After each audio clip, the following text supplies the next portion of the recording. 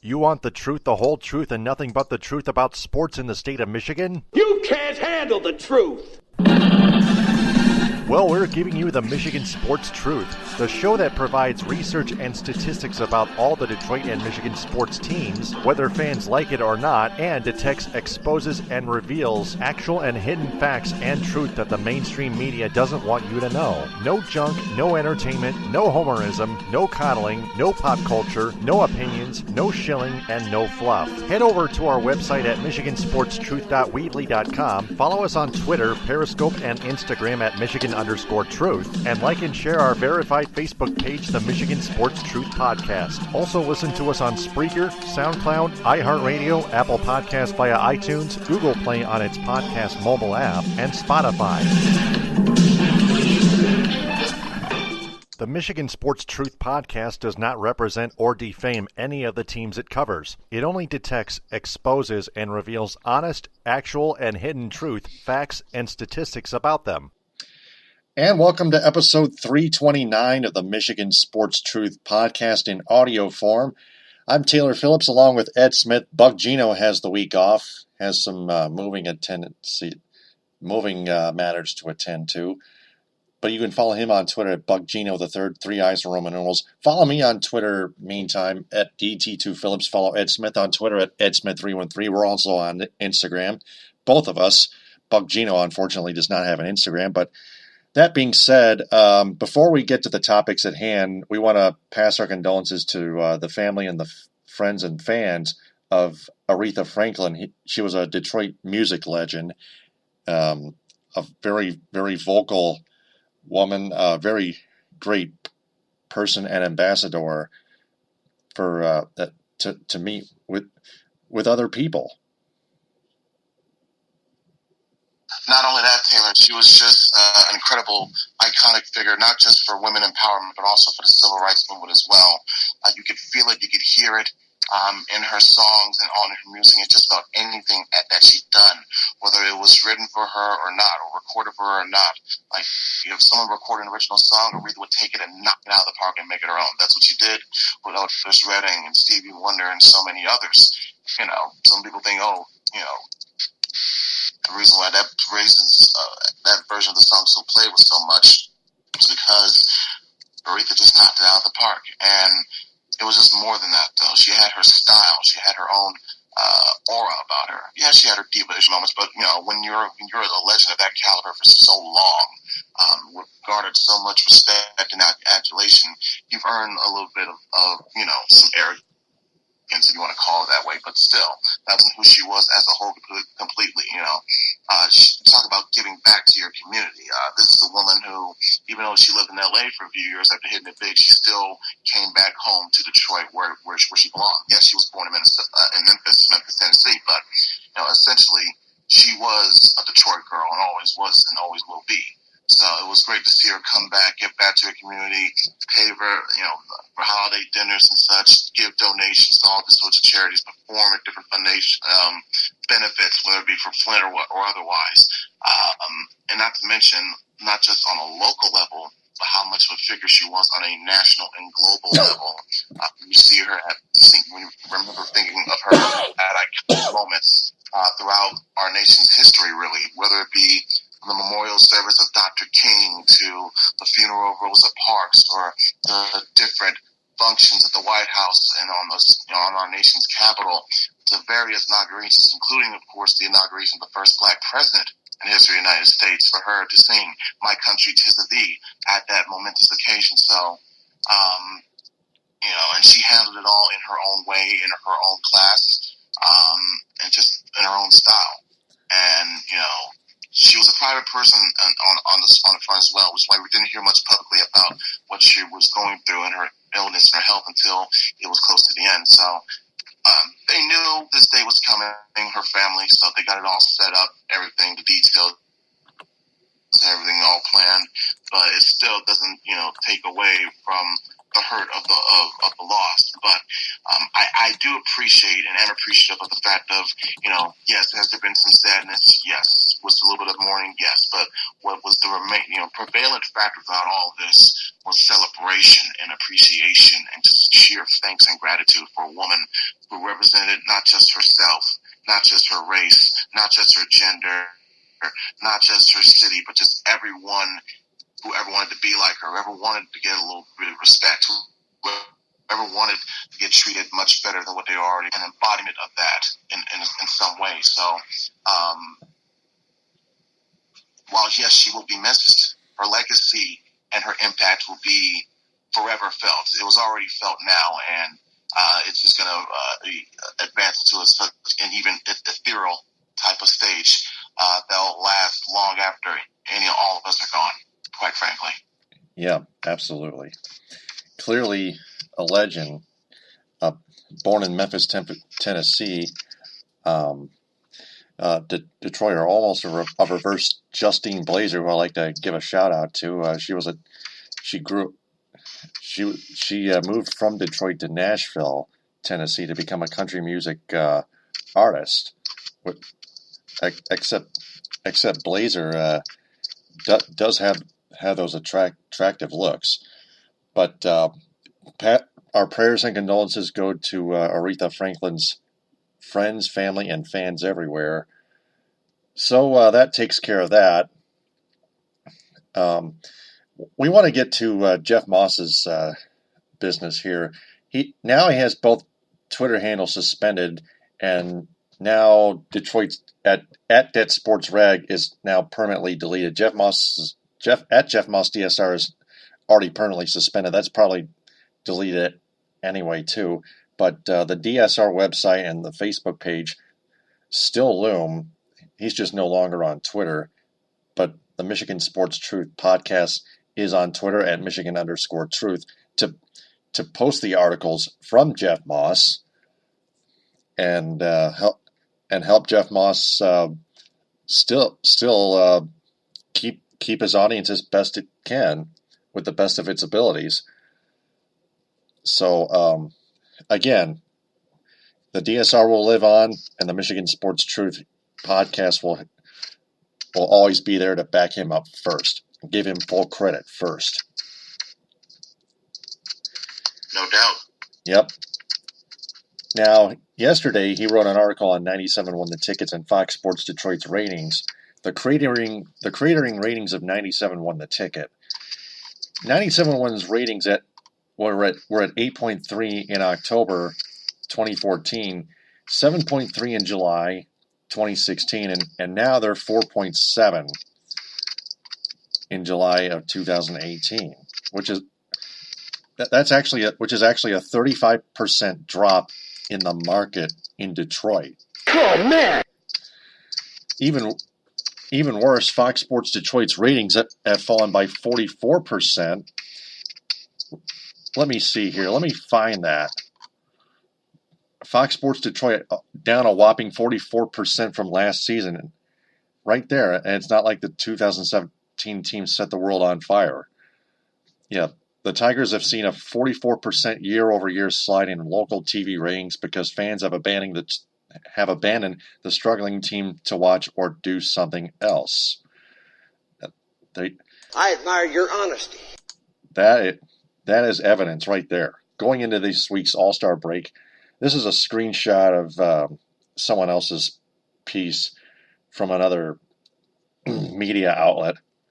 Going into this week's All-Star break, the 97 Tigers broadcast on Southfield-based Fox Sports Detroit averaged a 3.0 household rating, according to Nielsen Company viewership data provided by the regional sports network's LA-based network parent Fox Sports. That ranks 17th among the 29 U.S. regional sports networks. Toronto is not included because it's in Ontario, Canada. One household rating point in the Detroit market equates to about 18,000 households, and there are nearly 1.8 million TV households in the region. So about 53,300 local households are tuning into Tigers games airing on Fox Sports Detroit this season.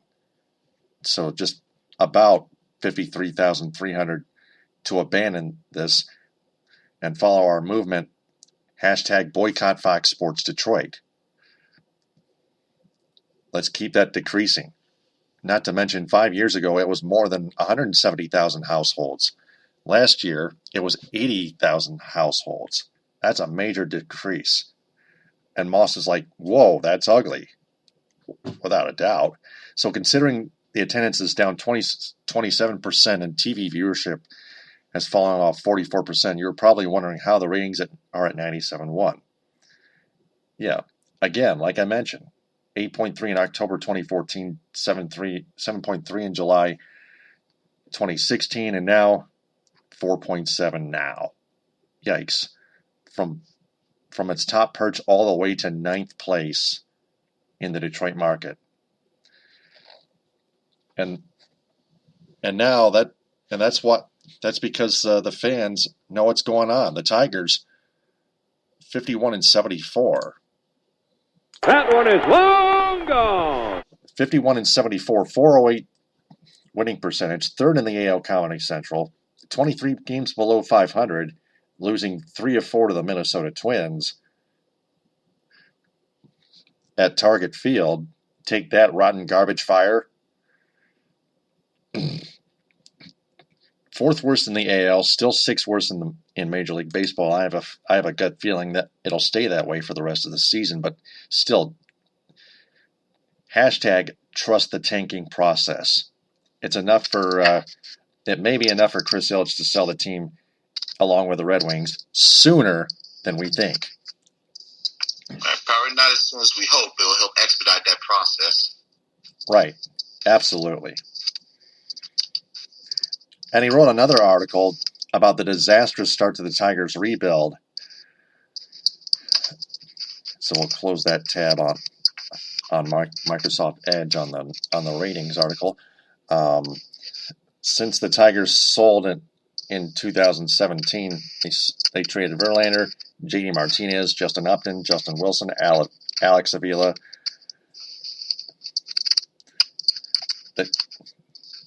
Al Avila, their general manager, acquired Dawel Lugo, Sergio Alcantara, not to be confused with Victor Alcantara. There are 2 Alcantaras, yes, not in case people are wondering, and Jose King. And in the 179 games since that trade, J.D. Martinez has hit 67 home runs, knocked in 171 runs. That's 171 RBIs, in other words. Put an OPS hovering around 1,100 and a WAR of 8.4. For that insane production, the Tigers received 3 losers who will never amount to anything in the majors. In AAA this year, Lugo has put up a pathetic slash line of 265, 280, 342, a 622 OPS, about the same damn OPS Victor Martinez has right now going into his retirement party, which we'll get to soon. Oh, I just mentioned that. It's no doubt, but we'll get to more of that in a momentarily. A 622 OPS in Toledo for Lugo doesn't exactly translate to a wonderful future in Detroit. In fact, not nearly, may I add. The Tigers suggesting that Lugo be added to the future games roster at the All-Star game was an absolute joke. Of course, the only future this dude has is in car sales. And Lugo was the supposed crown jewel of the JD trade. He doesn't look like a crown jewel when you see him play in the minors right now. Meanwhile, Alcantara has a sub-700 OPS in Erie, and King isn't doing much of anything in the lowest rungs of the minors.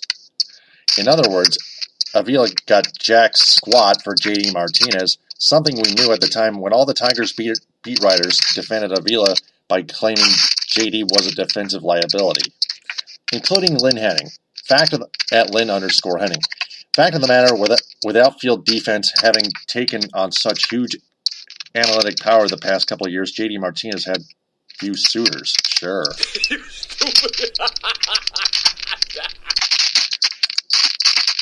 Of course, Walter at xgator313x replied, "Spin it however you want. This was an awful move. At least I don't have to watch this miserable team anymore. Good riddance." Lynn Henning replied back to him, "Don't spin, report, because people think they should get something different doesn't mean you can. Reality versus fantasy. Enjoy the fantasy." Give me a break. You are pathetic! Delusional. What's that? It's so delusional. Yeah, Lynn Henning's delusional himself. Very delusional, of course, as always. It's not like Alavila. Yeah, we can just go down there. A lat injury. Let me see. Perez. I'm looking for him at Franklin Perez in the Verlander deal. Perez had the type of season you will only see in the movies if the director were Eli Roth or Rob Zombie. A lat injury in his back caused Perez to miss the first 3+ months of the season, and when he finally did return, he only pitched 19 1/3 innings, put up an ERA of 6.52, then was shut down again, this time for the remainder of the year with right shoulder capsular inflammation. I'm not saying it's gone south. It's all gone south with who had been the team's best prospect entering 2018. But Nate Silver is projecting there's an 82% chance the 21-year-old will have Tommy John surgery before the Iowa caucus. Things haven't gone much better for two of the team's other top pitching prospects. The Tigers' first-round pick in 2017, pitcher Alex Faedo, he of the messed-up delivery that should have been fixed during his freshman season at Florida, has been downright awful since he was called up to Erie from Class A Lakeland. In Faedo's last 4 starts, he's given up a whopping 9 homers. And while Faedo has been getting shelled to the tune of 5.33 ERA and 1.40 WHIP in AA, his teammate Beau Burrows hasn't exactly set the world on fire either. While Matt Manning has been fine in his stints in Single A West Michigan with the Single A West Michigan Whitecaps and Class A Lincoln, the Flying Tigers, he still hasn't been promoted to Erie, AA Erie, the Seawolves, as of yet. The bottom line is none of those guys will be ready next year, and it's unclear how impactful they would be in 2020. Which is the year before the Tigers start to at least try to become a contender once again. Of course, not everything has been doom and gloom. Isaac Paredes, acquired in the Wilson Alex Avila deal, and Daz Cameron, another piece of the JV trade, have had nice seasons in the bushes, but the problem is two are basically the only position players in the entire system worth absolutely anything, not counting anyone who was drafted this past June. Unless you count catcher Jake Rogers, who also acquired from Houston for Verlander, who spent the spring looking like the second coming of Patrick Leland, but has thankfully heated up in the summer. Oh yeah, and there was the draft in which no Carlos Correa or Bryce Harper type player developed, and the Tigers ended up taking Casey Mize with the first pick overall. And while he was at least a consensus #1 pick, it's not like some guarantee with a 99-mile-an-hour fastball either. And to make matters worse, he appears to be a supporter of the racist and treasonous president, a minority of those adults elected in 2016, which is Donald Trump. Well, that's a whammy. Yep.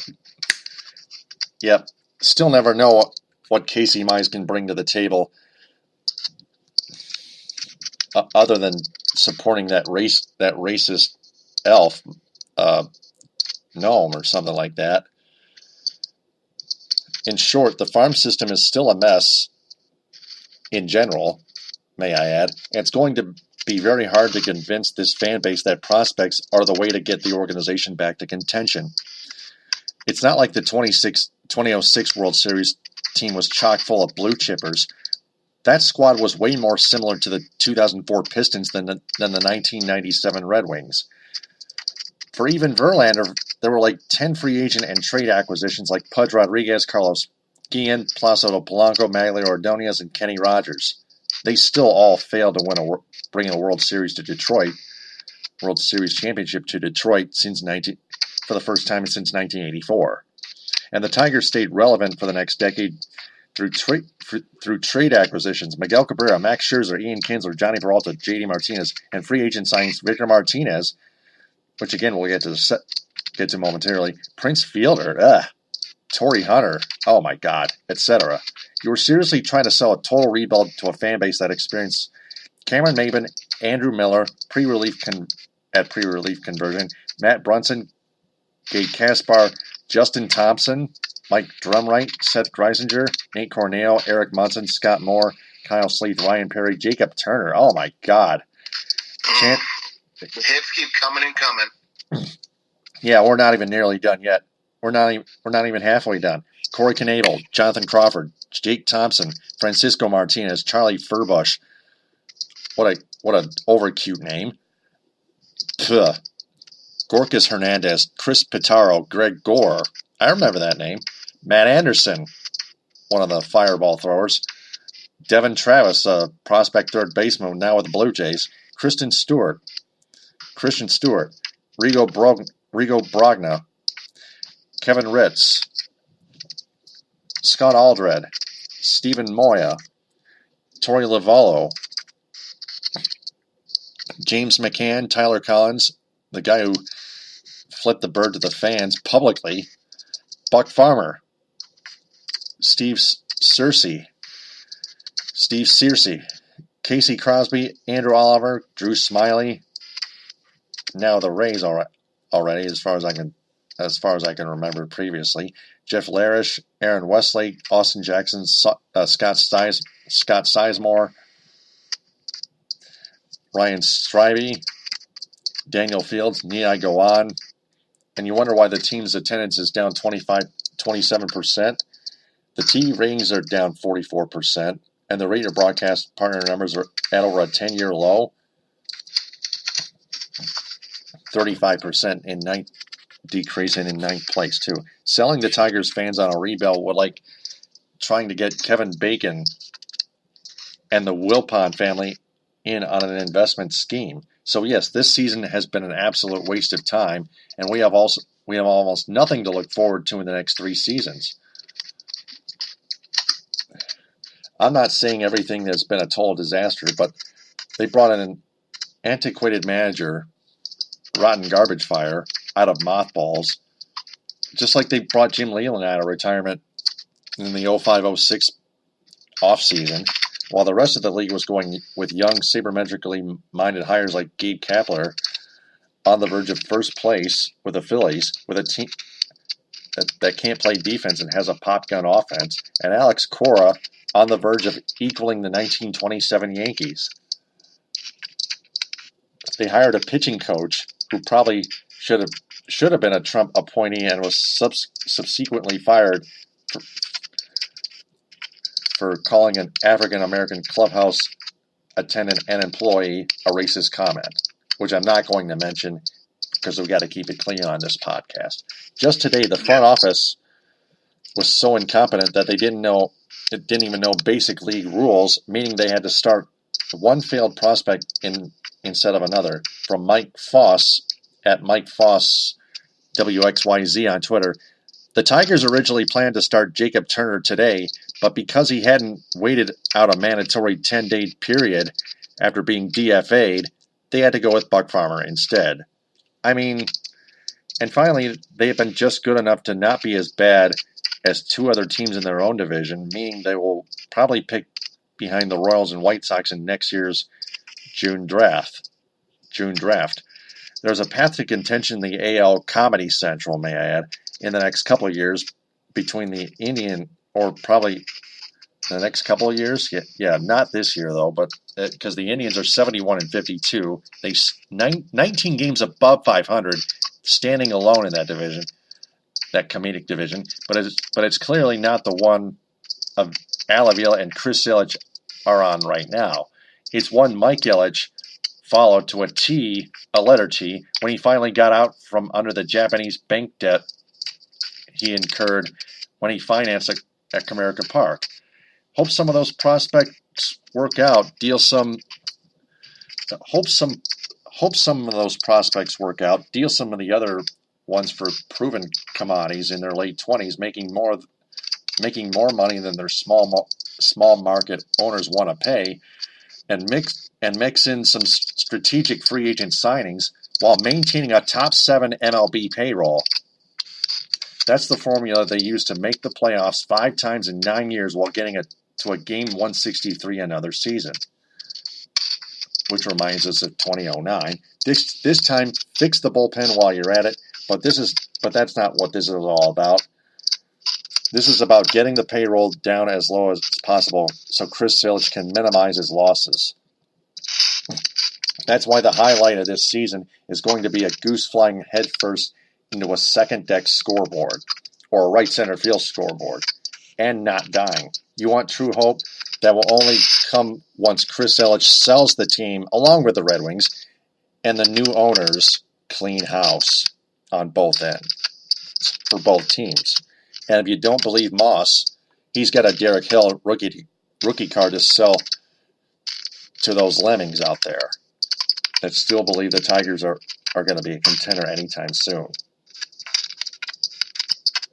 So there you go. That's nice to see that, despite the issues that Moss might be having with this one social media platform that finds his content, so offensive enough that, they have to essentially ban him. But yet they're not banning the likes of Alec Jones or, still, figuring out all sorts of other mindless dribble out there. But okay, we see how the checks and balances roll. But on a different subject of the Tigers as a whole, it's just quite unfortunate to see, what appears to be an even further delay on what this reset button will be. It seems like the true reset button will be once the team is finally bought from Chris Ilitch and the likes, as an official end to the Ilitch era, if you want to be more formal about it.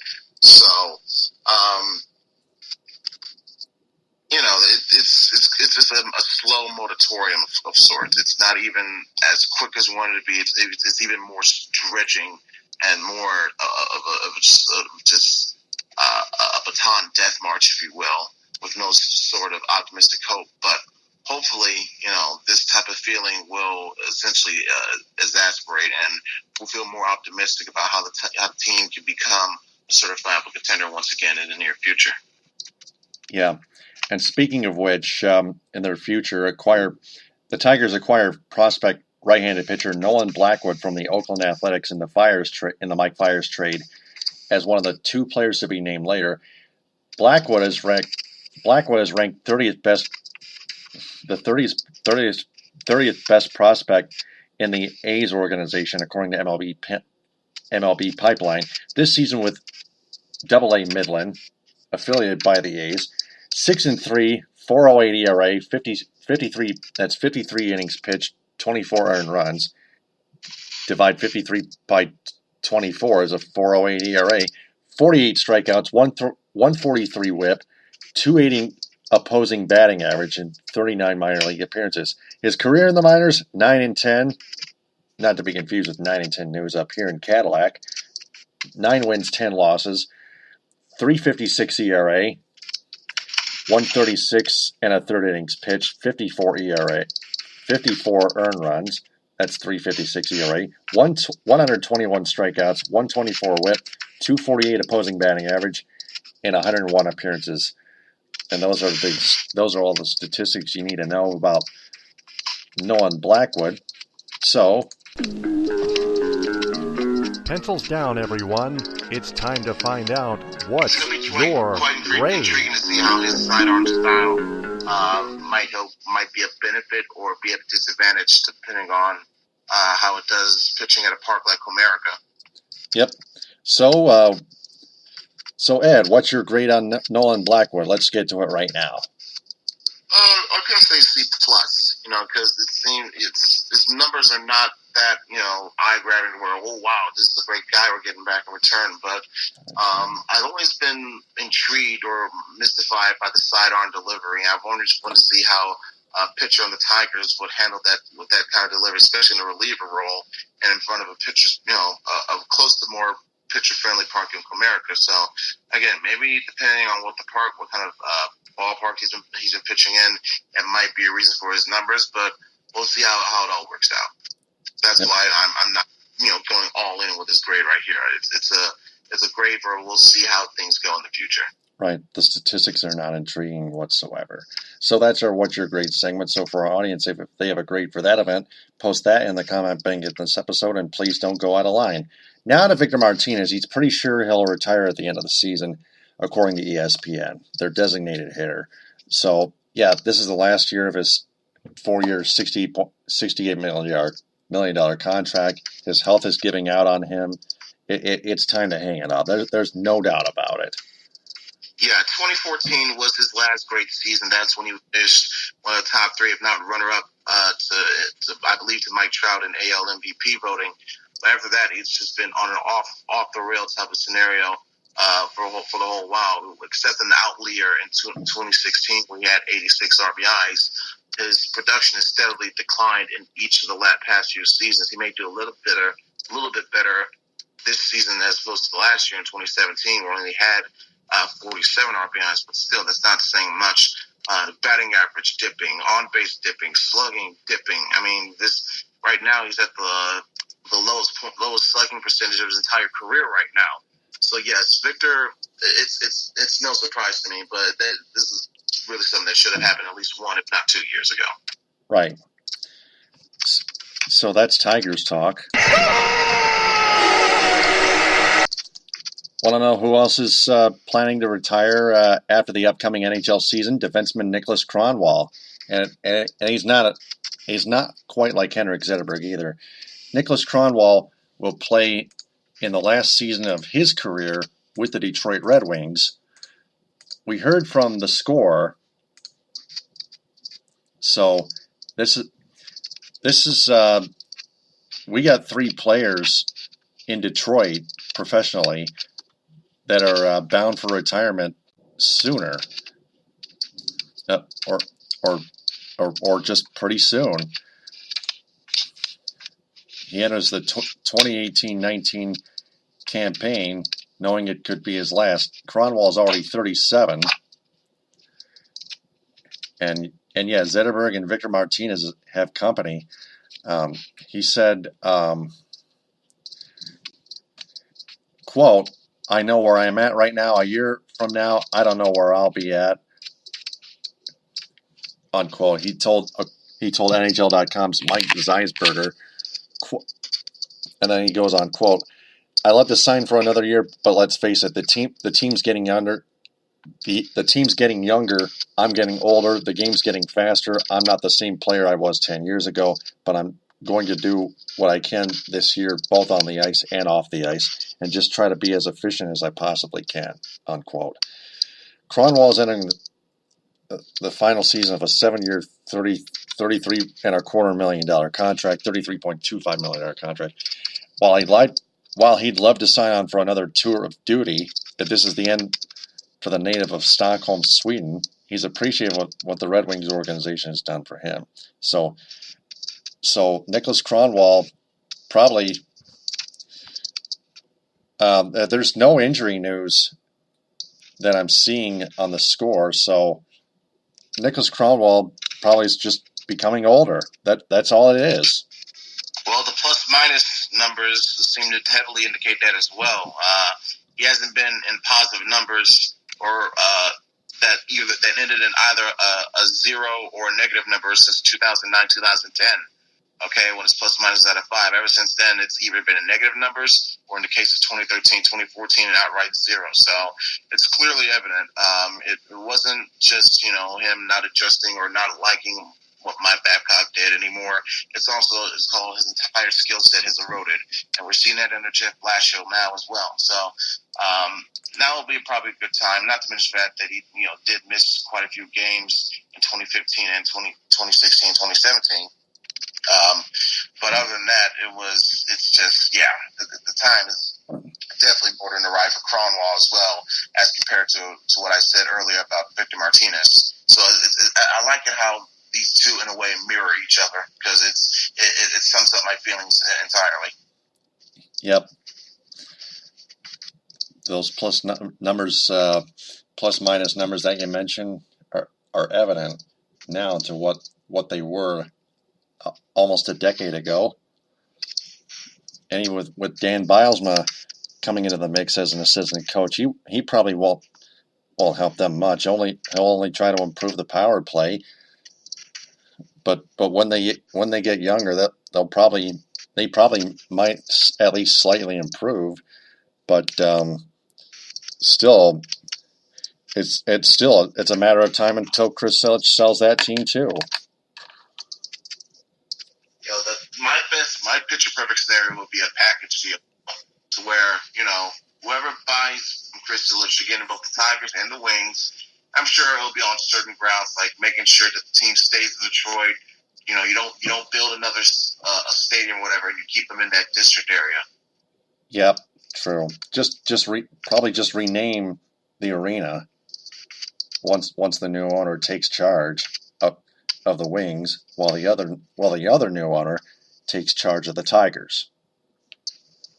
So that's Red Wings talk. Now one team left to cover. Touchdown, Detroit Lions! Lions lose 30-17.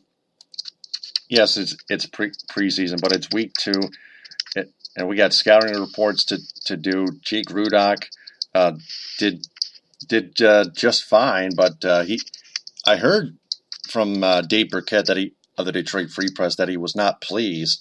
He was not happy with how the team performed, and I don't blame him. But that being said, scouting report analysis, please. No problem. I think I had even much more better scouting analysis because I was at this game. I attended this game on Friday night. Holy jumping. Yeah, I was able to get it. I'm not trying to give a shameless plug here, but I was able to capitalize on that Southeastern Ford dealership free ticket giveaway where if you got a scratch off, the question for a scratch off, you'll be able to get a pair of free tickets. I was able to get my way down there. It was my first ever Lions game at Ford Field. I went to one previously. Congratulations. Yeah, thank you. I went to one back previously back at the Silverdome in 2000, so this was my first Lions game in a long time. Also, first time at Ford Field since WrestleMania 23 in 2007. So, yeah, I quite had an enjoyable time. Now, on to the game itself. Beforehand, there was also even more appreciation for Aretha Franklin. There was a moment of silence, which was more than deserved. I'm glad they acknowledged her in that regard, especially what she meant to the city, that she performed at that very stadium for WrestleMania 23 as well. But after that, the game started. From what I could tell, these are my pros, these are my cons, and also some neutral thoughts in between.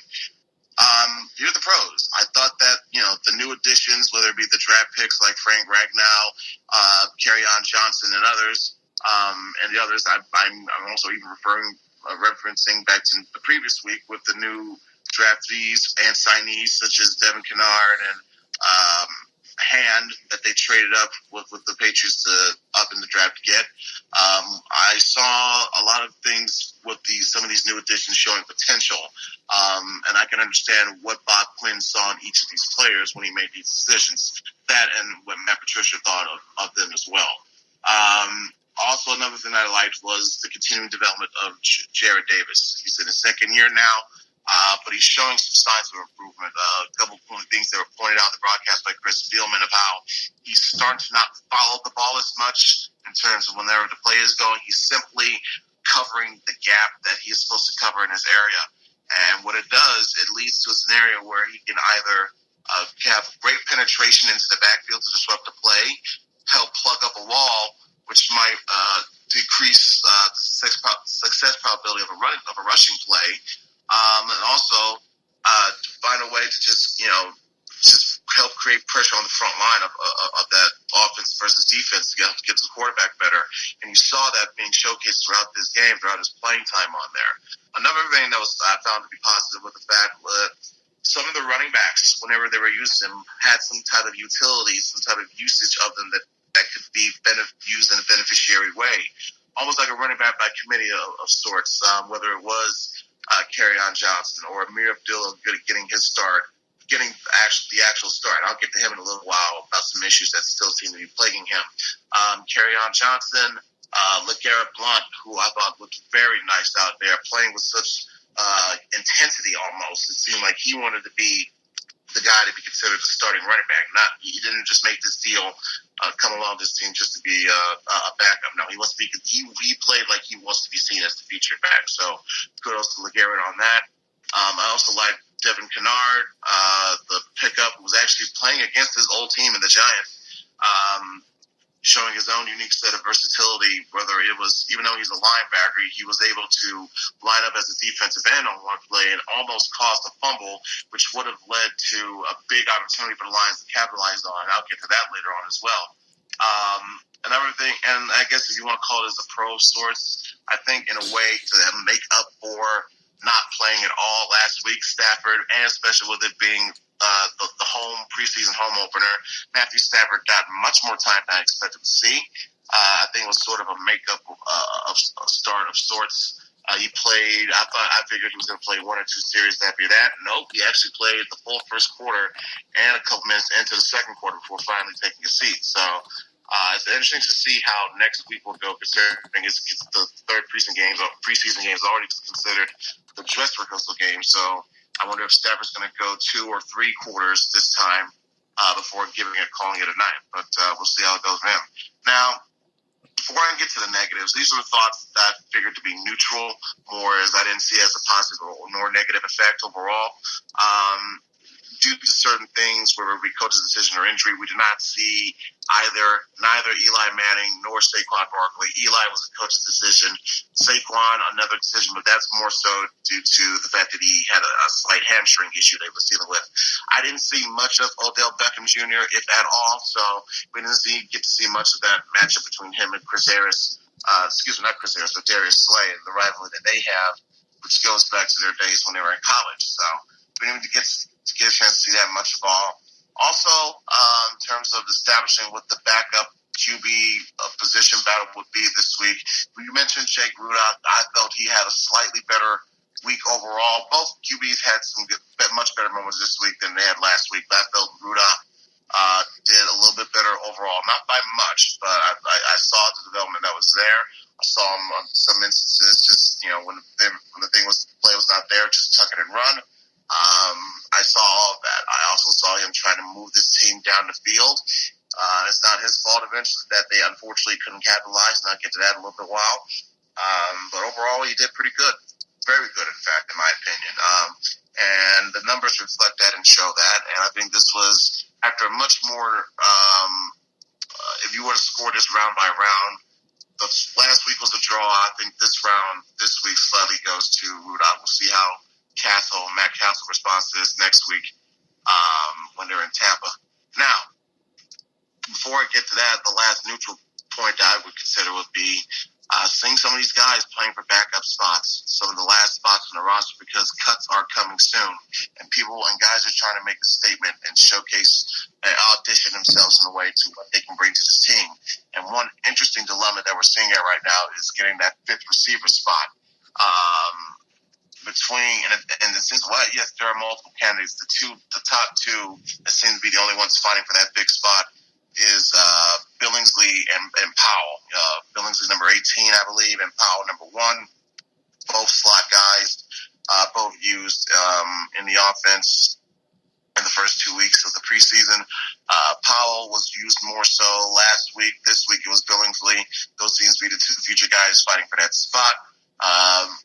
Powell has that ability to where he can be quite elusive in some ways, hard to bring down initially.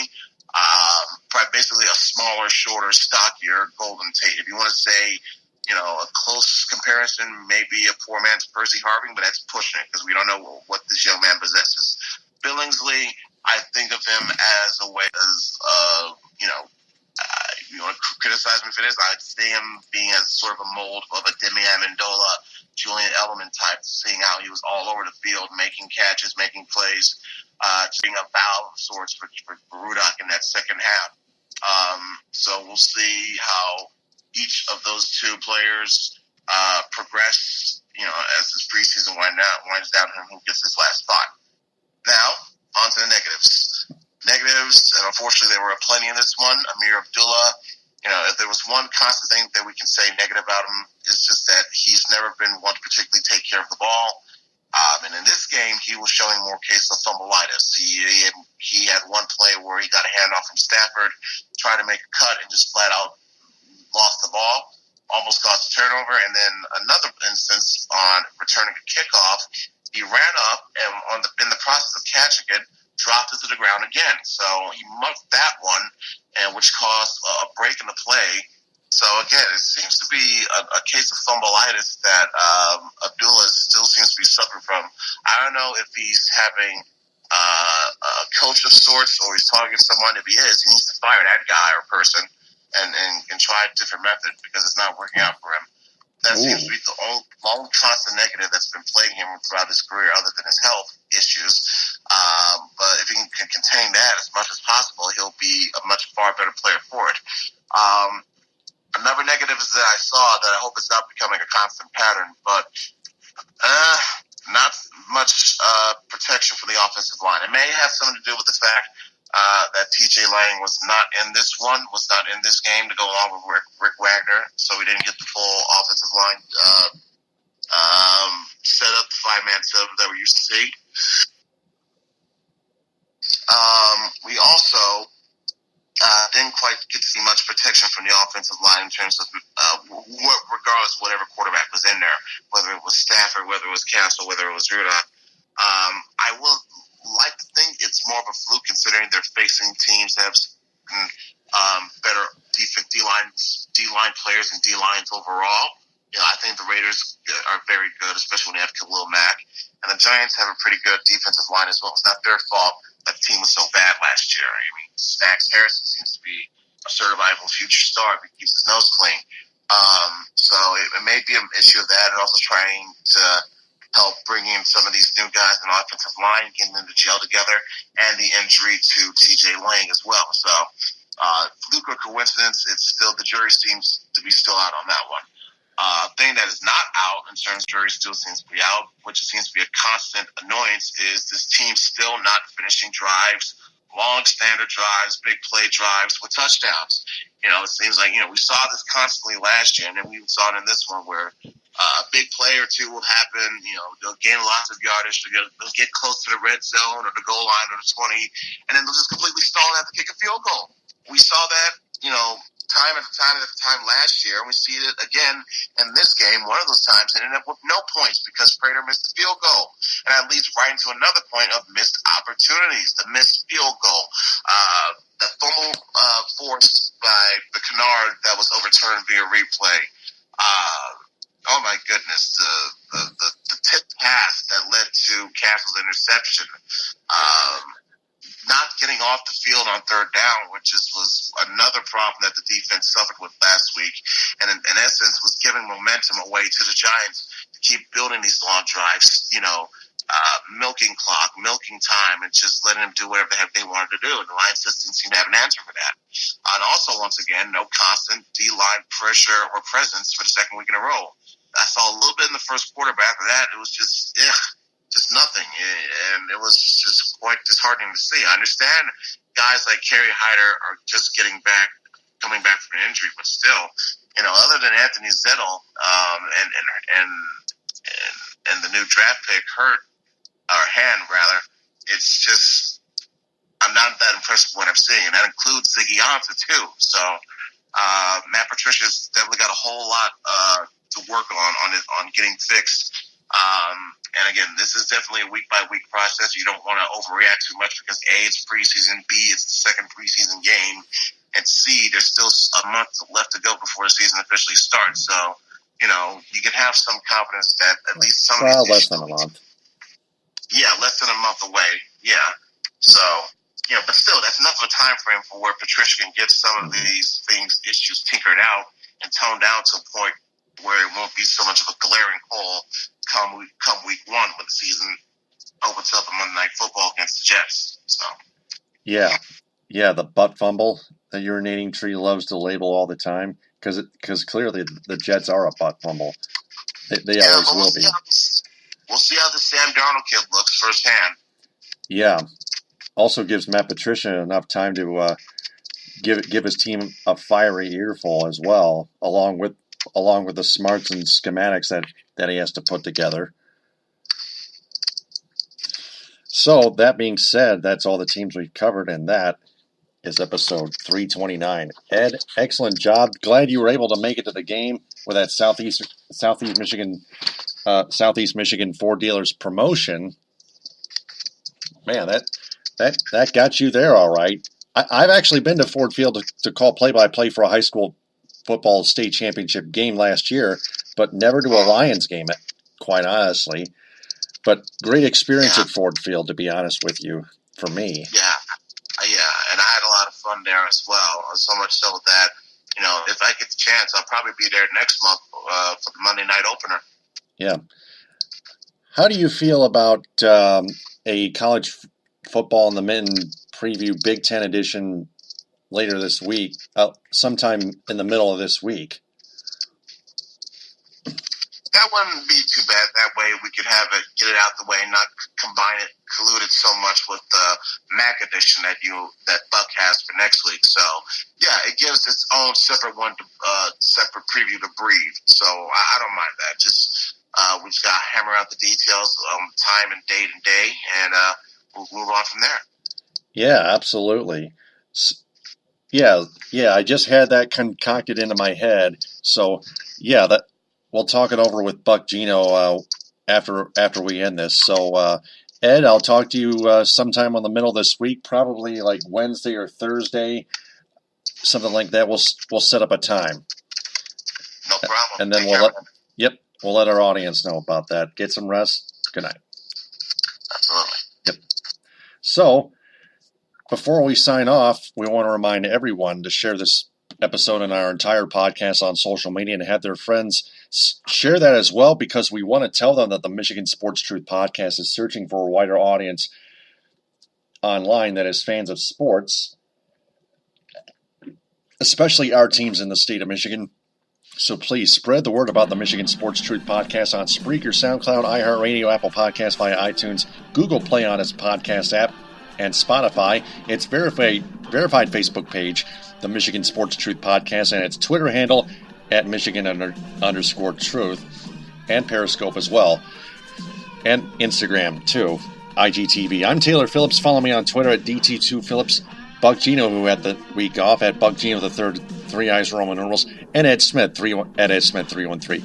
We'll talk to you next week on episode 330. We'll talk to you later this in the middle of the week for the Big Ten edition of the College Football Preview in the Mitten. Thanks very much for listening, downloading, and sharing. Stay smart, everyone. TTFN, ta-ta for now. The Michigan Sports Truth podcast does not represent or defame any of the teams it covers. It only detects, exposes, and reveals honest, actual, and hidden truth, facts, and statistics about them. And mission complete.